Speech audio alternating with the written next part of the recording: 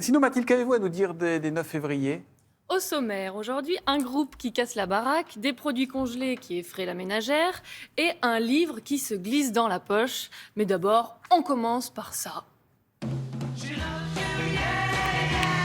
Bon, Jean-Marc, les Beatles, bien évidemment.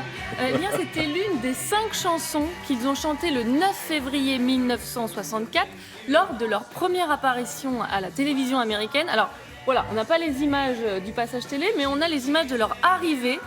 C'était complètement dingue. Vous saviez combien ils étaient ce jour-là devant leur télé? Non. 74 millions. Mais Wow. non. Ouais, Il y avait combien de ça fait chaînes? rêver. Il y en avait pas mal.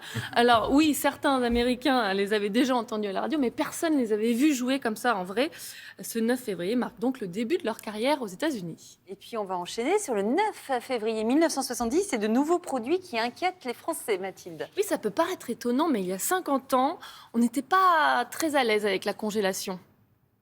Malgré la variété des produits surgelés proposés sur le marché français, c'est un des pays qui en consomme le moins. Différentes raisons à cela: point de vente insuffisant, compartiment grand froid longtemps trop cher et surtout un manque d'information du consommateur. Comment doit-on acheter, stocker et utiliser les produits surgelés? Et tout d'abord, qu'est-ce qu'un produit surgelé? Eh oui. oui, alors On là. ne pose pas assez souvent la question. Ah oui. On s'en posait beaucoup à l'époque et on avait beaucoup de doutes. Aujourd'hui, pourtant, les surgelés sont... Ah bah, vous consommez souvent on des mange surgelés? Picard, on dort Picard. Ah, mais bon, bon, bah, on dit pas les d'accord. marques. Oui. Ah, on va y aller, Marc, pardon. Il y a un autre Thierry, non, c'est pas ça? Il faut Oui, dire ça voilà, aussi, voilà. il y en a de toutes sortes. Voilà. Un autre février 9 février, 9 février 1953, c'est celui qui a tenu tout particulièrement votre attention, Mathilde. Oui, qu'est-ce qui s'est passé ce jour-là? C'est le début du livre pour tous. 9 février 1953, le premier volume de la collection Königsmarck de Pierre Benoît est mis en vente dans la discrétion, voire dans l'indifférence générale. Les éditeurs et les libraires ont même été plutôt réticents pour adopter ce petit format, inspiré d'un modèle anglo-saxon qui constituait pourtant une authentique démocratisation de la culture.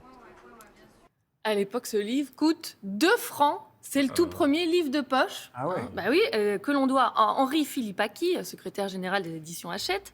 Le principe est simple, c'est quoi? C'est d'offrir une seconde vie à des grands succès de la littérature, classique et contemporaine, en les proposant à un format et à un prix réduit. Alors, ça prend pas tout de suite, il faudra attendre les années 60 pour que les ventes du livre de poche s'envolent. Et depuis, qu'est-ce qui s'est passé, Mathilde? Bien, depuis sa création, plus d'1 milliard de livres de poche ont été vendus. Oui, ça marche hyper bien. En France? Oui, en France. En France? Aujourd'hui, il représente environ 15% des ventes du livre. Donc oui. c'est énorme, c'est quand même un secteur qui se porte plutôt bien. L'année dernière, dans le top 3 des livres de poche le plus vendus en fiction, on trouvait quoi? Les grands, Musso, Lévy. Musso en numéro 1, Ah. c'est celui qui le vend le plus en France. La vie est un roman. Et Virginie Grimaldi, Et que durent les moments doux. Ah, Vous d'accord. avez acheté un livre de poche récemment? Moi, j'achète toujours les origines. Ah, vous Voilà, prenez le grand format. Voilà. C'est vrai que c'est plus Moi, hier, pratique. j'ai acheté, c'est marrant, parce que je faisais des cours chez Monoprix. Pardon. Arrêtez les marques. J'ai acheté le dernier Fuenquinos. J'ai vu tout petit, j'ai trouvé tellement mignon, hop, j'ai Ouais. pris. Et, Voilà, quand, c'est pratique. et quand on voyage, par exemple, dans un sac à dos, c'est très pratique. Merci, Mathilde.